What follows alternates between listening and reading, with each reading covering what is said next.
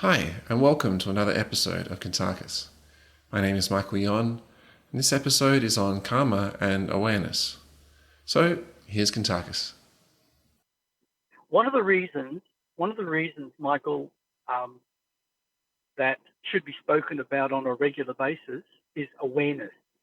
Not so much calling it self-awareness, but awareness, and also karma, and how karma is very closely related to awareness. Now, that may sound like a strange, I suppose, comment, but in reality, it's not. You see, awareness can be negative or positive. Karma can be negative or positive. It all depends on the level of one's thinking in their own evolution. The sad part is that humanity as a species, because of their past experiences through reincarnation, has created a tremendous amount of negative karma. And that negative karma has carried through evolution, well, over 928,000 years ago. And it's caused so many negative situations in so many different areas. Now, the interesting fact about awareness, when you walk down the street, most people have no awareness, and that is honestly true. Some will say, no, I have awareness. How dare you? Well, actually, I do dare, because I know most people do not have awareness in so many situations. They will do things without even being aware that they could cause a dilemma. And that's where their negativity comes in, from their own creation, whether it's through themselves or the parents' genetics or even society.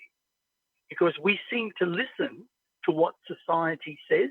We seem to listen to what these idiot government officials are saying. And in most cases, it's all about domination and control. So that creates non-awareness.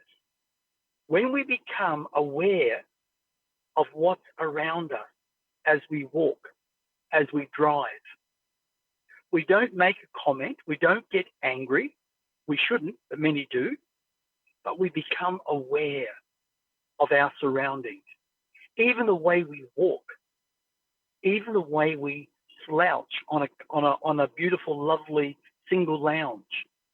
If we slouch continuously and we're not very much into, say, body shape or exercise, by the time we reach 40, 45, we are showing signs that are going to cause massive ailment to our body when we reach 50 and 60 and further on. That's called awareness. Now, self-awareness is understanding not just your outer self, it's also understanding the inner self, to what's inside of us. And we've got to ask ourselves a question. Well, what is inside of us?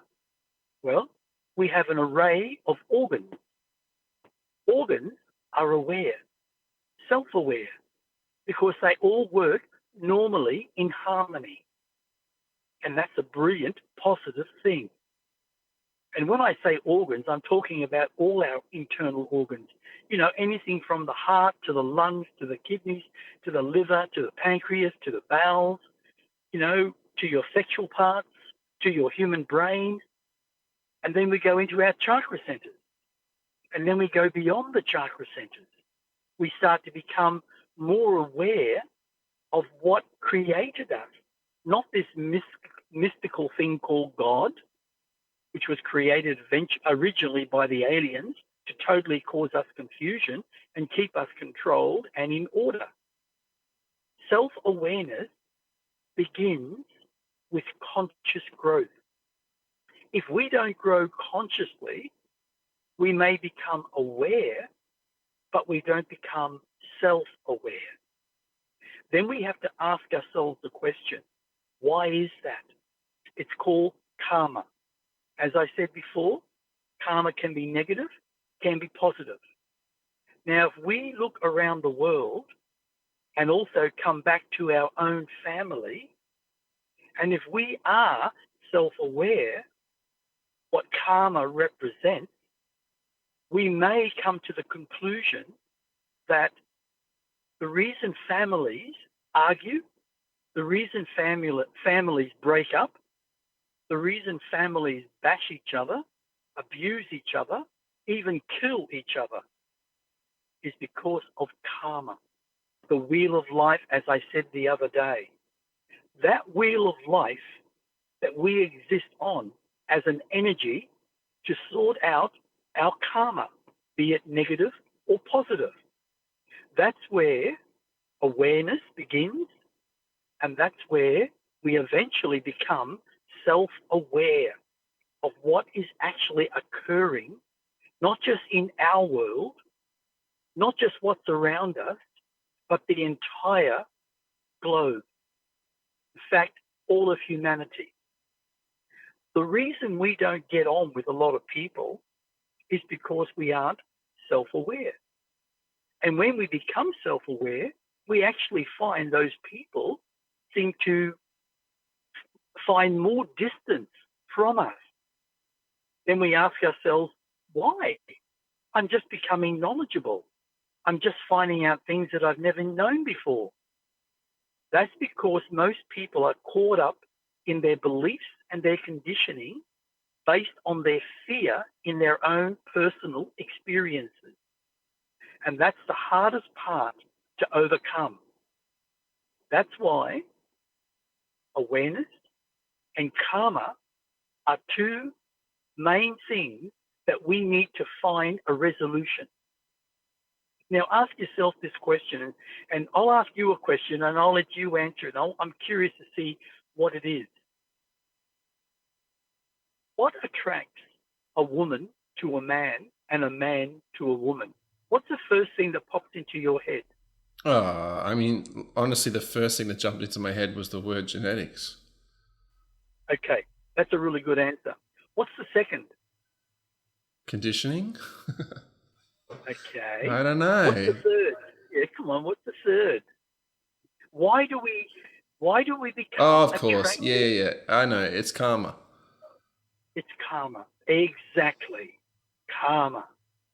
And what happens after 3 to 6 months of being in that relationship in most situations? Karma. More karma, and therefore issues because of that karma. Anger, abuse, frustration.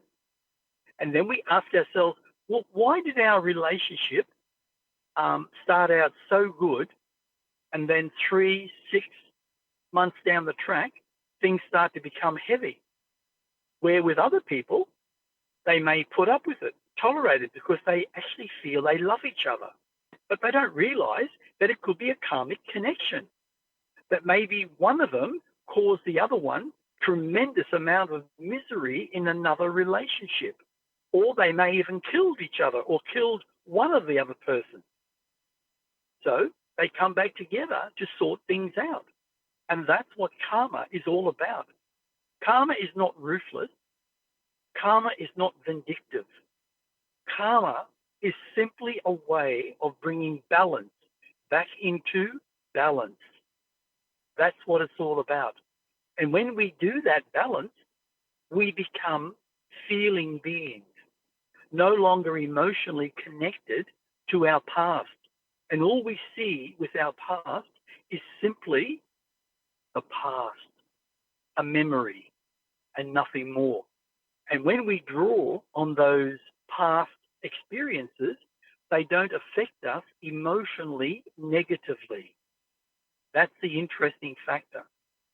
So becoming aware of yourself, becoming aware of your surroundings, allows you to become self-aware and to grow consciously. And when you grow consciously, you begin to let go of the old. When you let go of the old, it may be your wife, it may be your husband, it may even be your children, or the other way around. Your children find the mummy and daddy so hard to live with that they can't find their own individuality. So there's nothing but argument. When they reach a certain age, they can't wait to slam the door that leads outside and gone. And it may take a year, 5 years, 10 years, even longer to bring some sort of understanding in the balance between children and parents, brothers and sisters, fathers and mothers. It's all to do with becoming aware and also to understand that everything on this planet, in any form of connection, man to woman, woman to man, is karma, be it positive, be it negative. Sounds like karma can bring awareness. Absolutely, 100%. It pushes the button to make you go beyond what you are conditioned to believe in. And that's why a lot of people have no awareness. And when they're driving, they have no awareness. They're not even aware that they're holding up the traffic. They just come to a roundabout and they sit there and sit there. Or if the lights go green, the arrow, they crawl, they go slow. So only 5 cars get through instead of 15. That's called non-awareness. They're living in a dream, a non-reality. In other words, what they created as their world, but it doesn't fit everybody else's world. But when we become self-aware and everybody else becomes self-aware, we have, how would you say, the understanding of self-respect, not just for ourselves, but for everybody else. And we become more patient, more loving, more caring. And that's what's important. So it all begins with the 2 words, awareness and karma. Now, some people will turn around and say, that makes no sense. What has karma got to do with awareness? It has a lot. And until you grow in awareness, you'll never find the answer. And if you look for the answer outwardly, you may never discover it. Sometimes you have to be patient and go silent inside yourself and sit and listen to the nothingness. And what comes forth sometimes is just amazing. I mean, amazing. What I did this morning was amazing again, and it's becoming better. And we spoke about it, I think, not yesterday, the day before. I was sitting on the lounge, and I just had lunch, and I just had a glass of, a nice big glass of kombucha, which is really good kombucha. Nextbar, I think, Nexba, Nexbar? I think that's how you say it, Nexbar. Really good kombucha. And as I was sitting there, which I never had TV on or anything like that, I was just sitting in quiet, because my darling Misha, she's actually at Tweed. She just arrived there about half an hour ago. And she's got a gig tomorrow morning for about 4 or 5 hours, I think. So she won't be home till, probably 5:30 in the afternoon or 6:30. But as I was sitting there, I put my plate on the side table, and I just sat there nice and straight. I unfolded my legs off this little, what do they call it, like Stool? a little stool, yeah. We used to call them puffs. Yeah, I remember that. Yeah, I remember. And then somebody said, hey, you can't say that. You're putting me down. Well, I'm not. That's what it was called. But anyway, a little stool with a nice soft padding. And I just suddenly closed my eyes and just lowered my head down a little bit. And I saw myself standing in front of myself. And what amazingly happened, it may have taken 3 minutes, 4 minutes. And I suddenly felt this release, like an elastic band. And I could even hear the sound, like boom, like a release.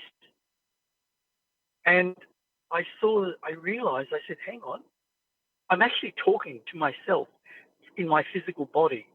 I'm saying, hang on, I feel a separation. And suddenly a voice spoke to me, my voice. Open your eyes. I opened my eyes, and there I was, standing in front of myself. And I said, oh my God, you're my spirit. I'm actually seeing you and you're talking to me. And I said back to myself, yes, I am. This is the work that you've been doing for years of your human time now. Well, I always say human time, that's me. And what really amazed me, I said to myself, standing there, I said, what's the next step? And the spirit's eyes closed because it was a silhouette. And suddenly I saw this energy from the center of its heart, where my heart would be. And this energy came out. And I could see energy pouring in from all the chakra centers. I've never seen this before. And suddenly the energies stopped. And there I was, physical, standing in front of myself, looking physical. And I came down and put my hand on my own shoulders. And I touched nose. And my spirit said to me, thank you. Thank you. Thank you for all the energy and all the time that you have put into what we have achieved. Because I bring back what I can for you, and you give me what you can for me. We are one, and yet we can operate separately. That's what I was saying to my human body. And I was looking at my spirit that now looked completely physical in the same clothes of what I'm wearing now. What I'm wearing, yeah, go on. Your awareness was in the body that was sitting down on the chair. Like Absolutely. that was the one that felt like really you, and you were experiencing your spirit expressing to you. Yes. And you were saying about your clothing? Yeah, my clothing, I have got black pants on, which is quite stretchy and a little bit loose. I got black shoes on, which are sneakers, black sneakers.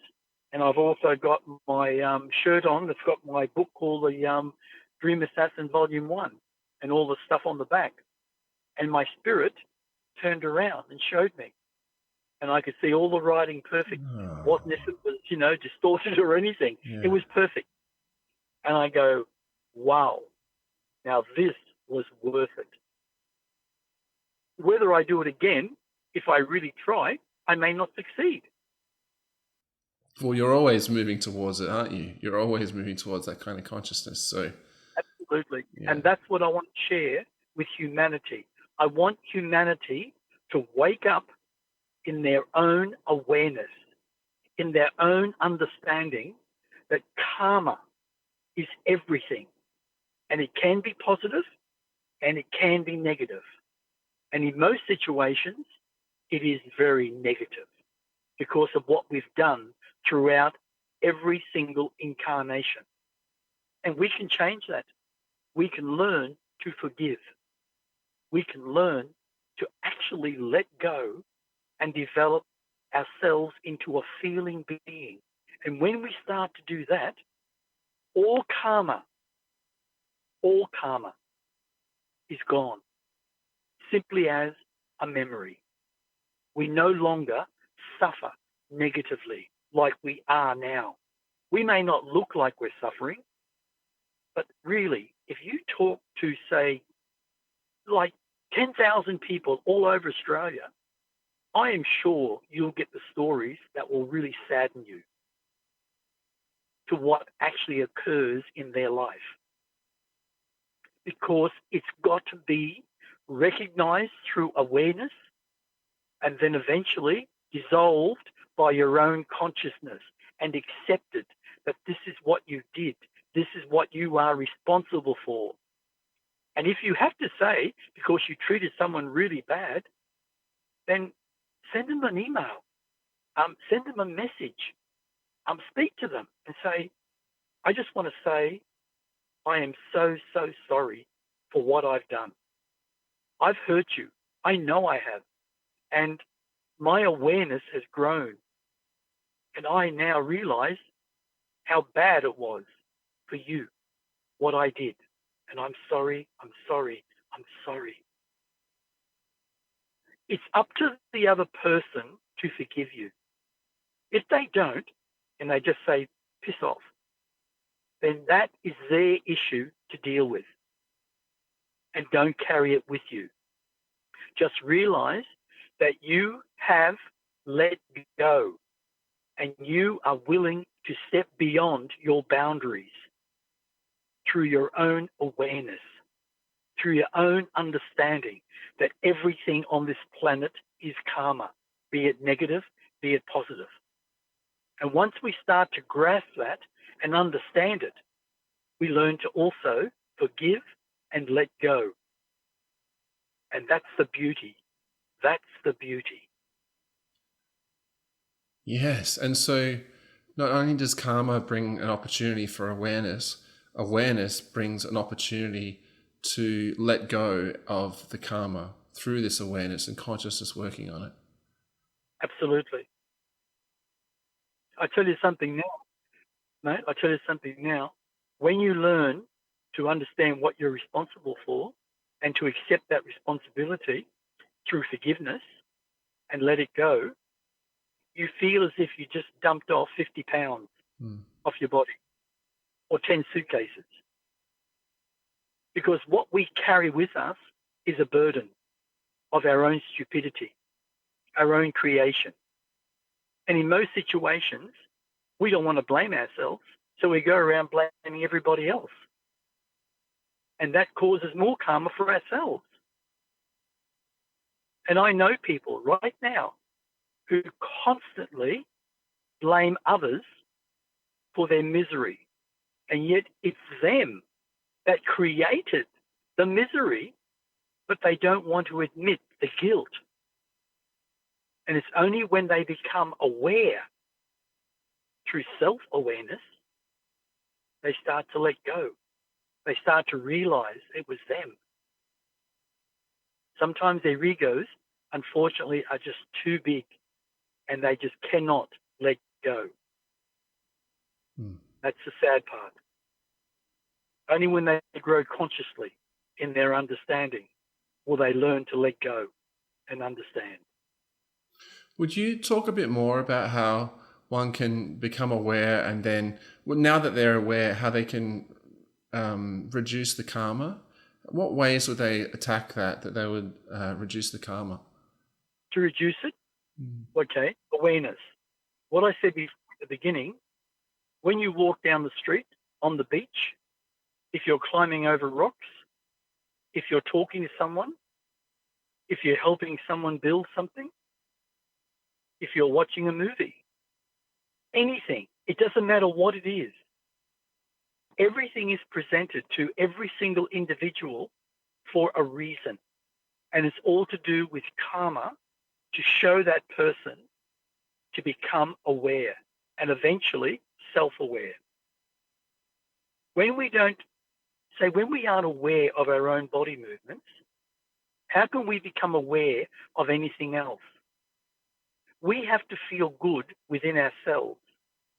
The first step is not to punish yourself. The second step is to get rid of what we put into our bodies that stops us from becoming self-aware. And I'm talking about food, soft drinks, bad food, especially frozen food. Like, don't eat frozen pizzas. They are absolutely 100% poison.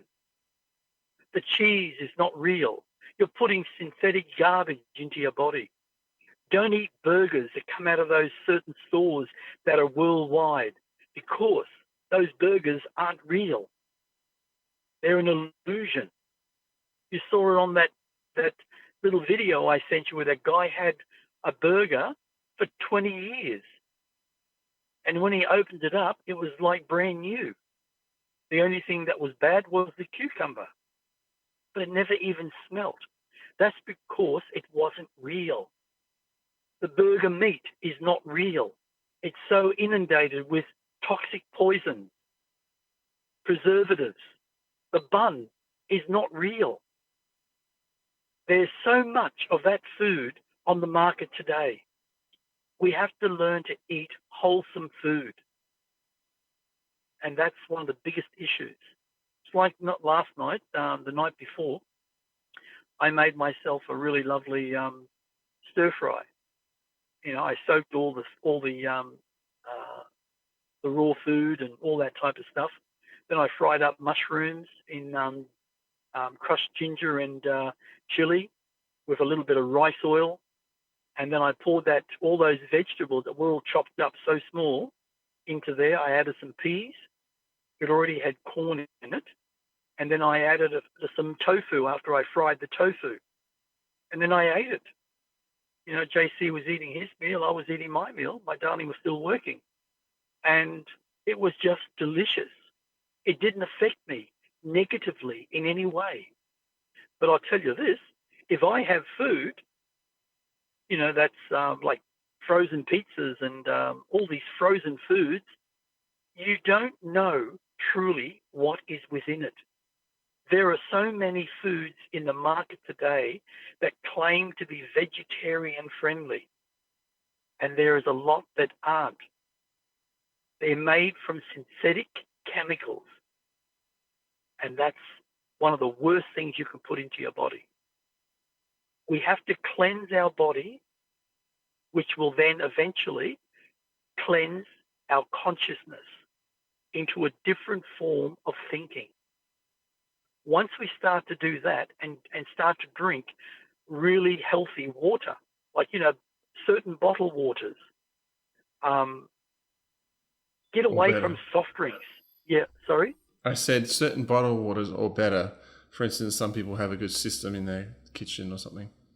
Yes, yeah, you can filter a lot of waters these days with a new filtering system directly under your tap, and it really does remove everything.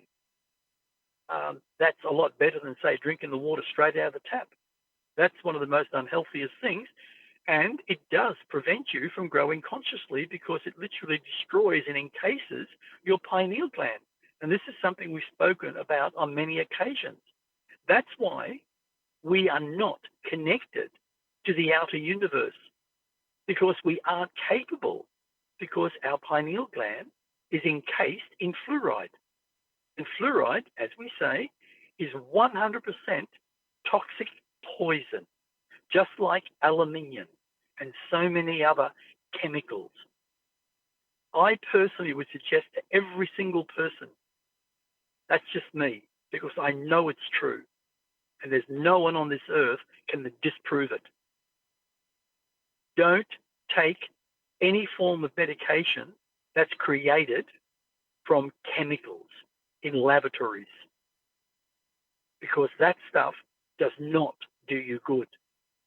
It always will cause ailments down the road. It's like when you get a cold. Don't run to your doctor to get antibiotics. It's all chemical junk. What it does is dry up your snot, which also has the bacteria of the cold or whatever it may be, the flu, within the snot. And it stays there. 3 months down the track, or 2 months, the heat of your inner body brings it back to life. Just like if you look down in, say, Antarctica, and you go onto those massive walls and, say, peel off some stuff which has got those dark spots in it, that's bacteria. And if you put it into a laboratory and melt the ice around it, a bit of warmth, it actually starts growing in a very short period of time. And some of that is, they believe, 40 million years old. So bacteria doesn't actually die. It can stay in your body, in that snot, and then be rejuvenated and cause you the same problem. And that's what these pharmaceutical companies want.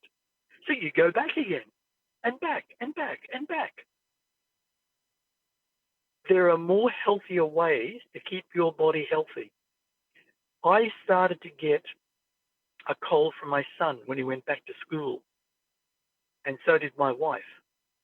And I immediately washed or gargled with good salt at least 10 times a day.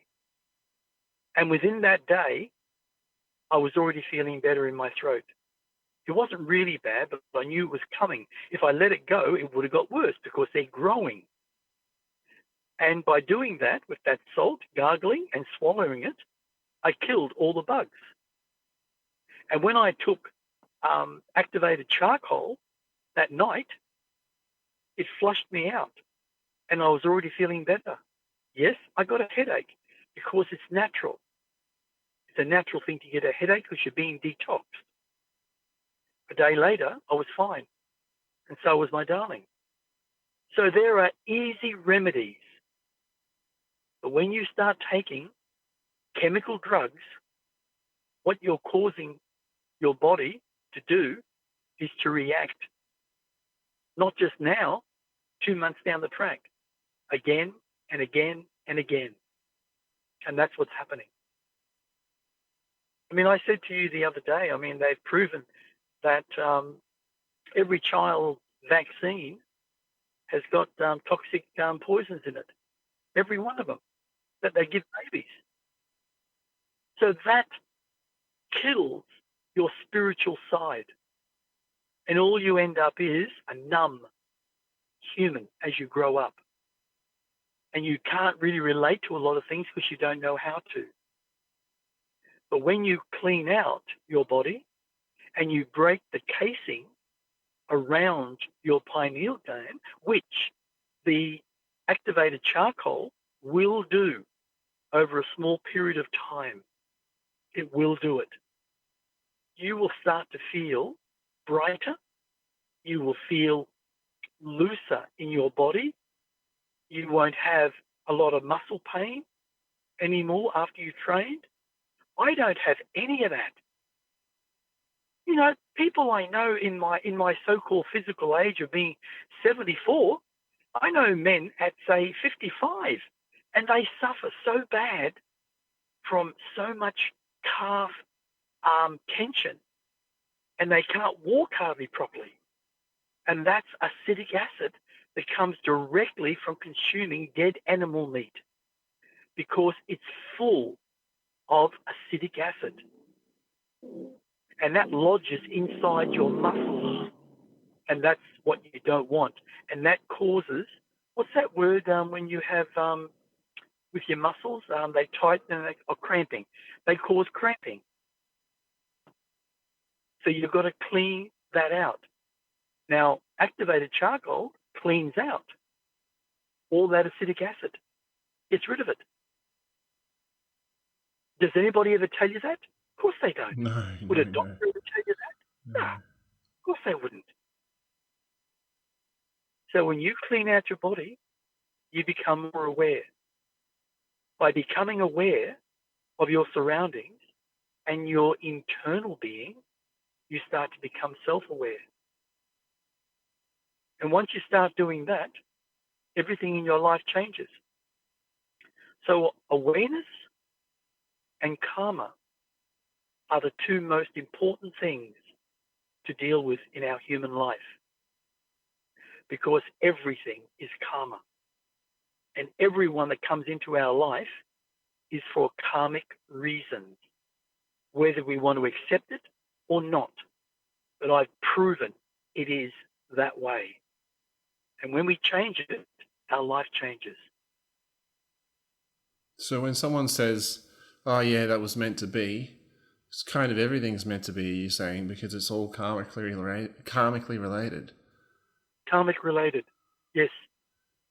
Yep.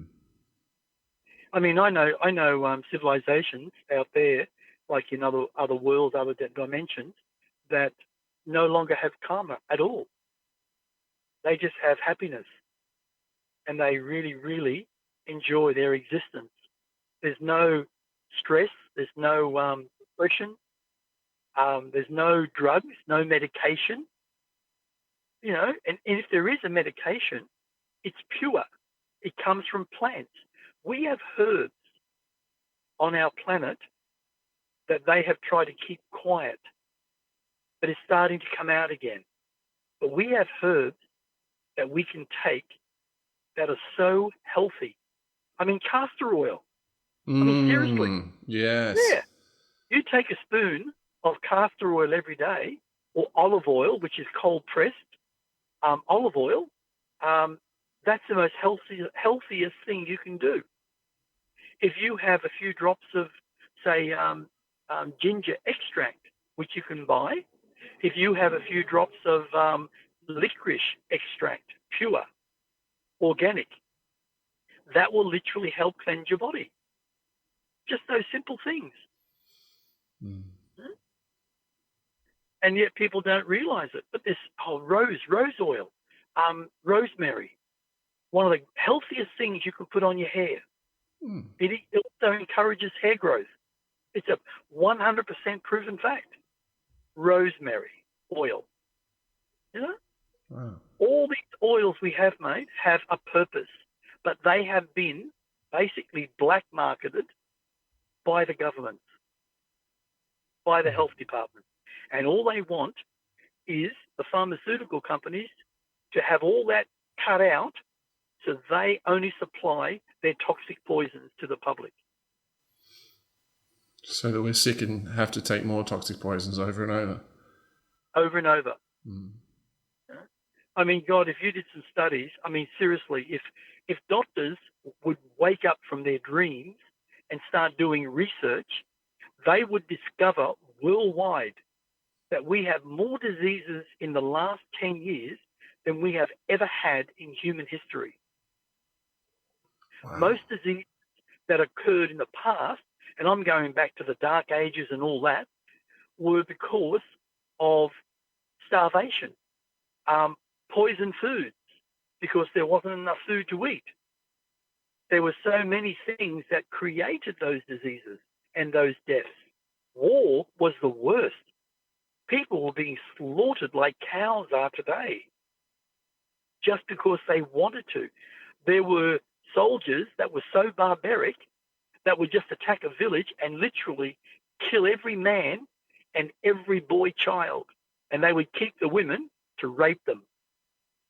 How sick is that? Yeah, that is sick. That's... Yeah, that's the male for you. The male issue is really high and bad when it comes to things like that. I just read recently that hundreds and hundreds of women are being raped in some part of Africa. I'm not sure where, and they're asking for people to sign petitions to try and get the governments to do something about it. And that's, you know, little girls right up to older women. And they're being killed. I mean, seriously. I know what needs to be done to those men. They just all need to be lined up and shot. Anyone that does that should be dead. The lack of awareness of what more karma is being created by doing such a horrific act. Oh dear. I mean, you know, like if you go from lifetime to lifetime to lifetime and you do these type of things, it's embedded so deeply into your genetics that even your cellular cells that you just keep doing it. Yeah. It's like a serial killer. They can't help themselves. Awareness is something that needs to be worked on by every single human individual. So what gives them that pull? That pull to do the wrong thing that they've done lifetime and lifetime before? What is it within them? That it's genetics? What is it that pulls them to do the wrong thing? Genetics, mate. Yep. Conditioned genetics that... Condition. Passed on through generations. What we pass on to our children, if we are honest, I mean really, truly honest to ourselves, and we look at the genetic pool of life, we will come to understand that the reason we have so much pain and misery and wars and inhumane acts on this planet is because of genetics being transferred from generation to generation to generation, because no one is actually dealing with their emotions. And there are people like psychopaths and narcissists who enjoy doing those things. They just enjoy it. And they're born into families that are the same. And when it gets passed on, it's stronger to do it. They have no feelings. They have no compassion, no empathy whatsoever. And when a person incarnates into a family, they receive the particular genetics that are aligned with their karma and their past lives perfectly? That's right. Yes, Good, well said. That's 100%. And what we need to do if we are born into a family like that is really work on ourselves to say, not follow the same patterns and break the karmic debt. Break it through self-awareness. We need to grow consciously. Mm. I mean, look, if you use this as an example, just say you were at a football thing and you were watching all the football, right?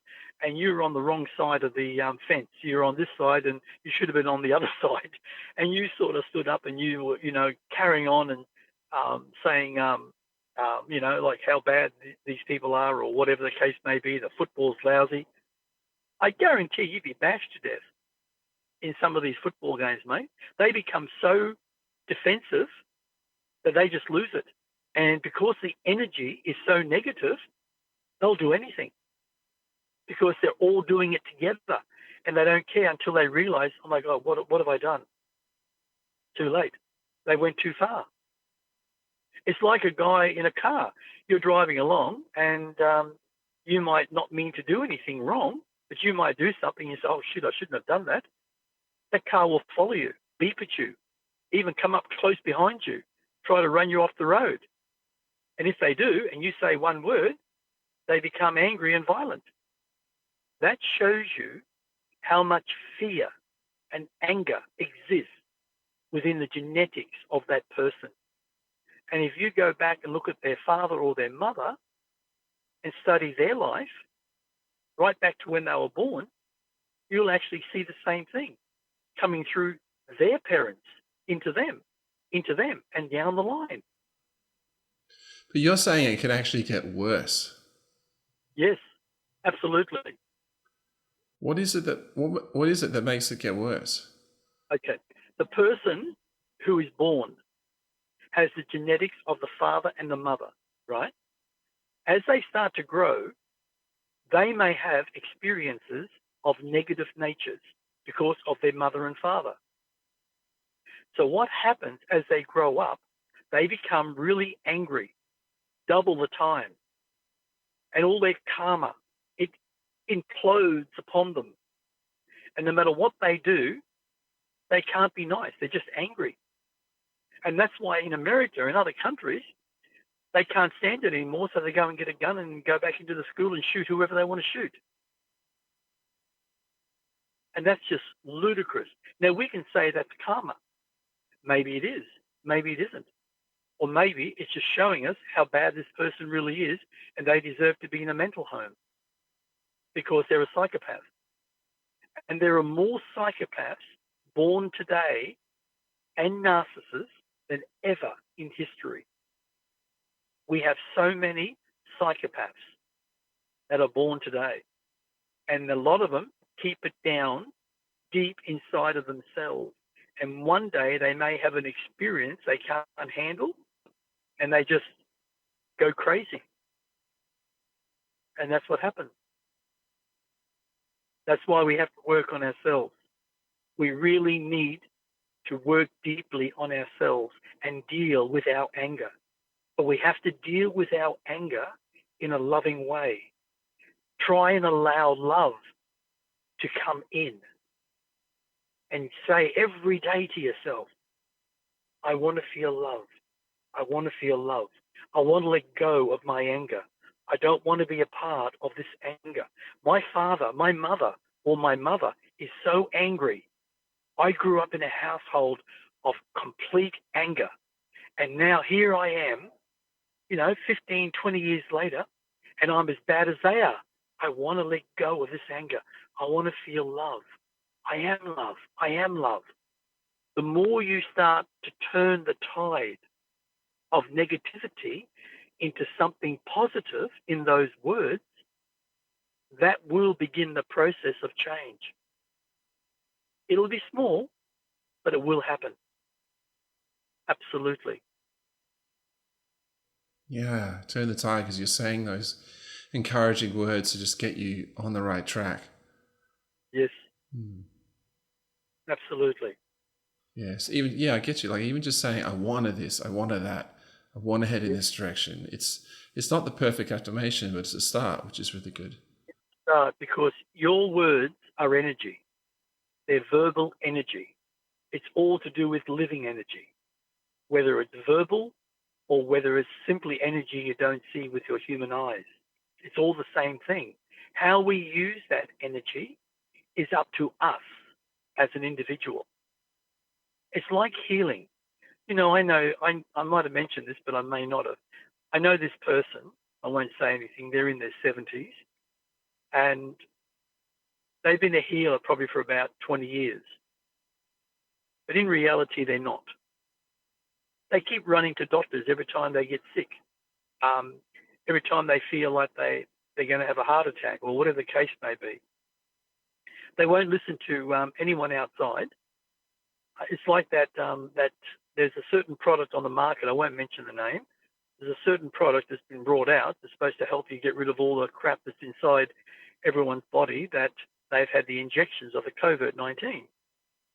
Unfortunately, it's also been proven that that product is not actually kosher. So this person won't listen. They'll just listen to somebody that is a criminal to begin with. The person is proven to be a criminal, a liar, fraud, and yet they still listen. They'll go out and pretend to heal people to get paid money. But in reality, they're not even doing a good job because they don't know how to heal. They go along to these courses and they think they've suddenly become a master healer, a guru. And all they want to be done is heard, that they're the best, right? And they'll tell you all the bullshit under the sun. It's really funny, actually. But they won't even try to heal themselves. I've never gone into that type of situation to ask a doctor to heal me. I've always known that everything is energy and energy is everything. It's a state of the mind. If we don't understand our mind and work simply from our human brain being totally conditional, then we're not going to really achieve anything. We're always going to live in that low mentality. But when we go into the mind, beyond the human brain of ego, beyond the brain of logic, we start to see a whole new way, not just thinking, but a whole new way of life through the mind. Because the mind is pure, living energy. Nothing physical about it. It accepts everything from the soul directly, without judgment. The human brain judges everything, only gives you what it wants you to hear. People don't understand that. That's why they're so confused in most of their decisions. So do we get to our mind through conscious thinking? Yes. Affirming and being? Yes. When you say, I am the mind, I am the mind. I open my mind up. I am living energy. I verbally connect to all living energy, which is my mind. I am beyond my human brain. I am the mind. I think with the mind. I create with the mind.